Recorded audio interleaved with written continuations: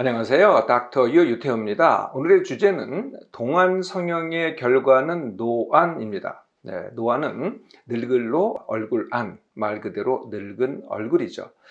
왜 노안, 눈의 노안이 있잖아요. 그 노안하고는 동음이의어입니다. 동안이라는 것은 말 뜻은 어린아이의 얼굴이죠. 근데 실제 사용하는 의미는요, 나이보다 어려 보인다. 네, 이걸 이제 동안이라고 합니다.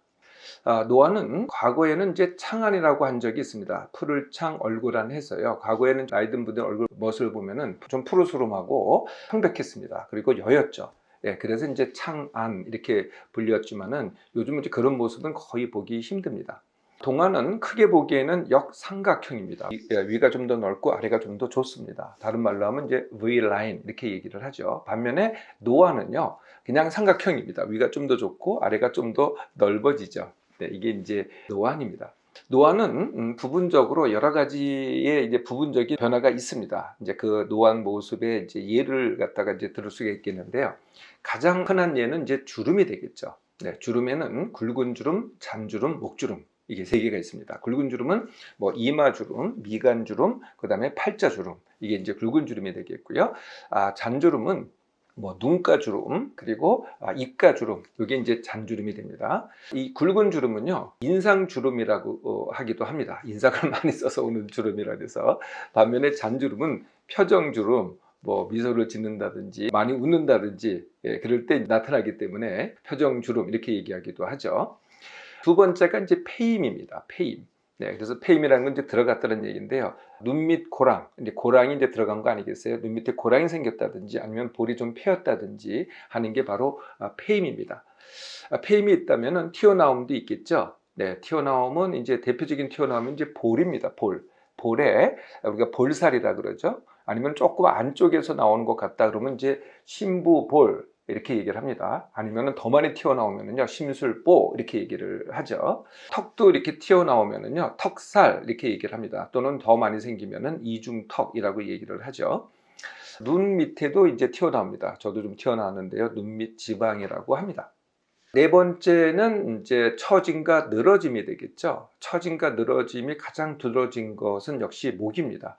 목에 양옆이 조금 늘어졌다 이렇게 그러면 이제 군턱이라고 합니다. 앞이 이렇게 늘어졌다 그러면 이제 칠면조 앞이 늘어졌잖아요. 그래서 칠면조 목이라고 하죠. 눈꺼풀이 늘어지기도 합니다. 네, 그걸 안검하수라고 합니다. 다섯 번째는요, 변색입니다. 색깔이 이제 전체적으로 색깔이 변하는 겁니다. 좀 더 검게 변한다든지, 이게 이제 변색인데요. 그 외에도 부분적으로 변하는 게 있는데, 기미, 주근깨, 광흑자.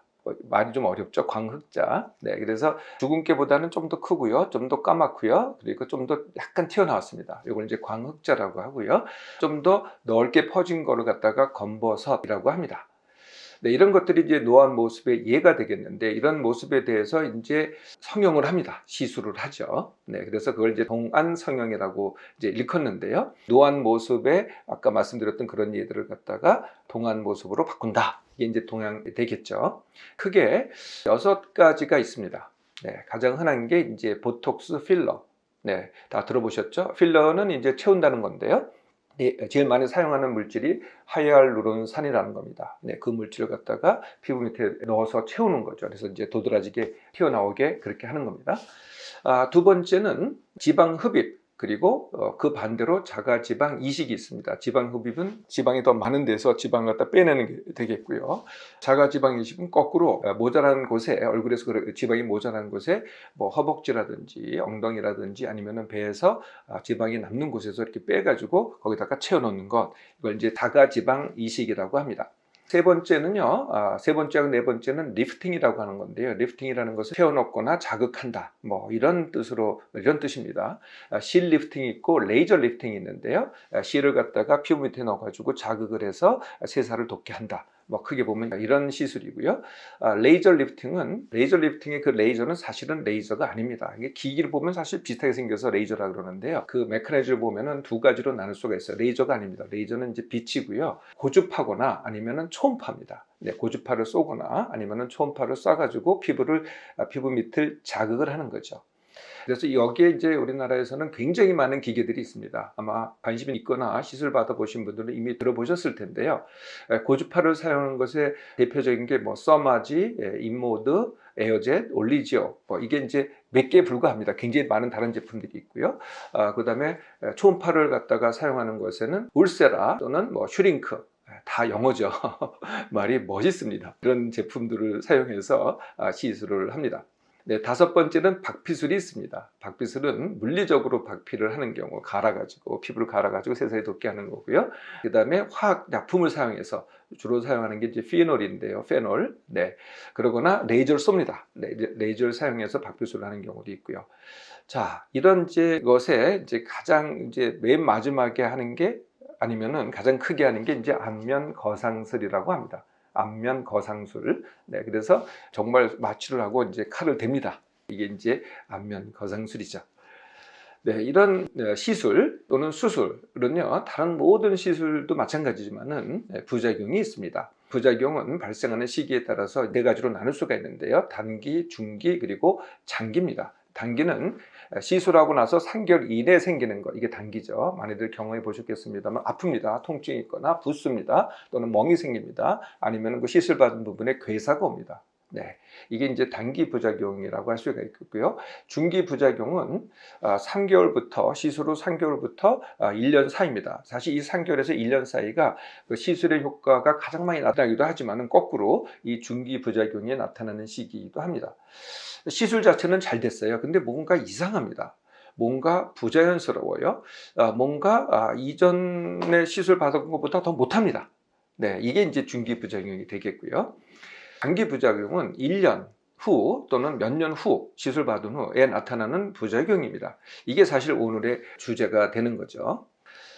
자, 이 장기 부작용에 대해서 이해를 하시려면은 과연 노안의 원인이 뭘까? 네, 이걸 이제 정확하게 이해를 하셔야 됩니다. 제가 모든 질병, 노화, 그리고 고통의 원인이 다 같다. 네, 결국 한 가지 원인이 모든 원인이다. 그 원인은 몸맘삼의 원인입니다. 그리고 얼굴이니까 국소적인 원인이 있겠죠. 네, 이렇게 두 가지로 나눌 수 있겠는데 당연히 몸맘상의 원인이 사실은 가장 큰 원인입니다. 몸맘상의 원인 5가지의 공통적인 원인은 정말 귀가 따갑도록 들으셨죠. 네, 힘듦과 지나침, 생각과다, 스마트폰, PC, TV 많이 보기, 잘 쉬지 못하고 잘 자지 못하는 것, 그리고 예민한 것, 그리고 커피, 차, 음료에 너무 의존하셔서 물을 안 마셔서 만성탈수가 오는 것, 만성탈수. 이게 이제 가장 공통적인 원인이고요. 노안에 대해서는 3가지 원인이 더 있습니다. 첫 번째는 비만, 두 번째가 반복하는 다이어트. 다이어트를 이제 한 번만 하셔야 되는데 자꾸 반복하는 거죠. 세 번째가 담배입니다. 네, 담배를 피면 필수록 노안이 더 빨리 진행이 되죠. 국소적인 원인은 아마 제일 많이 듣는 게 바로 자외선, 햇빛일 겁니다. 그런데 이건 정말 잘못 알려져 있는데요. 지나친 햇빛, 그러니까 자외선의 노출이 문제가 되는 거지 적절한 자외선은 몸에 이롭습니다. 네, 얼굴도 자극이 되고요. 그리고 비타민도 합성하고 여러 가지 또 우리의 그 기분에도 긍정적으로 작용하고요. 좋은 점이 참 많습니다. 다 피할 건 아니라는 거죠. 지나친 노출만 보호를 하시면 됩니다. 두 번째가요, 인상 쓰기입니다. 아까 제가 굵은 주름은 인상이 원인이라고 했는데 바로 그 인상 쓰기. 네, 인상 쓰기는 왜 인상을 쓸까요? 힘듦과 지나침, 결국은 사실은 원래 원인이기 때문에 인상 쓰기를 한다는 거죠. 저도 과거에는요, 인상을 정말 많이 썼습니다. 그 잔재가 지금 이마주름, 미간주름 등등에 남아 있는 거죠. 여기까지는 잘 들어보셨을 거예요. 네, 근데 세 번째 국소적인 원인의 진짜 원인이 바로 동안 성형입니다. 동양 성형이 노안의 원인이 된다면은 동안 성형과 비슷하게 작용하려고 하는 게 바로 동안 화장품이라는 겁니다. 그냥 보통 화장품이 아니고요. 기능을 앞세운 그런 화장품들이 자꾸 등장을 합니다. 이것도 지나치게 사용하면 어떻게 되겠어요? 네, 인위적인 조작과 비슷해집니다. 결국은 이것도 원인이 된다는 거죠. 자, 동안 성형이 노안의 원인이 되는 이유를 한번 좀 더 자세히 살펴볼까요? 크게 3가지인데요. 첫 번째 원인은요, 동안 성형하면 그 효과가 너무 좋거든요. 네, 그러니까 거기에만 관심이 있습니다. 그러면은 진짜 원인, 더 큰 원인은 몸맘산의 원인은 어떻게 되겠어요? 소홀하게 됩니다. 그래서 진짜 원인이 점점 더 지속하고 점점 더 악화됩니다. 그 결과에 따라서 노안도 더 악화가 되겠죠. 두 번째 이유는요. 그러니까 이 동안 성형의 효과는요. 산결에서 제가 1년이라고 그랬잖아요. 네, 1년이 지나면은 뭔가가 좀 달라집니다. 동안 성형 자체의 그 효과는 예쁜 모습은 그대로 있는데요. 뭔가가 다른 게 보인다는 거죠. 이상한 모습이 보이든지 부자연스러운 모습이 보이기 시작하는 거거든요. 이게 왜 그럴까요? 동안 시술이 성형이 잘못돼서가 아닙니다. 한 1년쯤 지나면은요. 이 시술의 인위적인 조작에 대해서 내 몸이 반응을 합니다. 이게 뭔가가 원래 게 아니거든요. 원래 자기 게 아니다 보니까 거기에 반응을 하니까 다시 이상한 모습이 보이고 부자연스러운 모습이 나타나게 된다는 거죠. 내 몸의 반응이 1년 후부터 차근차근 나타나기 시작합니다. 이게 두 번째 이유고요. 세 번째 이유는 이 동안 성형의 반복이라는 거거든요. 모든 성형은요 중독성이 있습니다. 그래서 성형 중독이라고 일컫잖아요. 동안 성형도 마찬가지입니다. 이것도 또 중독성이 있어 또 한 1년 후쯤 지나면은 또 하게 되는 경우가 상당히 많은데요. 그 이유가 뭐냐면은 아까 말씀드렸듯이 좀 이상한 모습이 나타나잖아요. 그런데 원래 그 동안 성형의 모습은 이쁜 모습으로 그대로 있어요. 상당 경우는 다른 모습이 나타나기 때문에 그게 문제가 되는 거죠. 그래서 고민을 합니다. 그대로 살까 아니면 또 받을까 이렇게 고민을 하는데 전혀 안 받았을 때하고 차이점은 뭐냐면은 전혀 안 받았을 때는 그렇게 이렇게 큰 차이를 못 느껴요. 조금 차이지. 못 느끼니까 그냥 갑니다. 반면에 동안 성형을 한 번이라도 받잖아요. 그러면 그 동안 성형의 그 효과, 그 효과가 제일 크거든요. 약을 먹었을 때 효과가 제일 크잖아요. 모든 시술이 그 받았을 때 효과가 큽니다. 그 효과가 짜릿하게 느껴지거든요. 그러면은 지금 이상하고 뭔가 마음에 안 들고 하는 것들이 굉장히 그 격차가 더 커지는 거죠. 이전 같았으면 그렇게 크지 않았는데 그 느낌이 굉장히 크게 느껴지는 겁니다. 그래서 다시 동안 성형을 선택하게 되는 거죠. 자꾸 반복을 하게 됩니다. 반복하면 할수록 어떻게 되겠어요? 부작용의 위험성은 더 커지고요. 그 다음에 부자연스러움도 원맘사의 원인이 지속돼서 노화는 더 촉진되게 됩니다. 동안 성형은요, 결과에 대한 치료뿐만 아니라 노안의 원인이 됩니다. 동안 성형의 즉 결과 치료에 의존하면 할수록 원인은 더 지속되고 악화되어서 결국은 부자연스러운 노안의 모습이 더 빨리 오게 됩니다.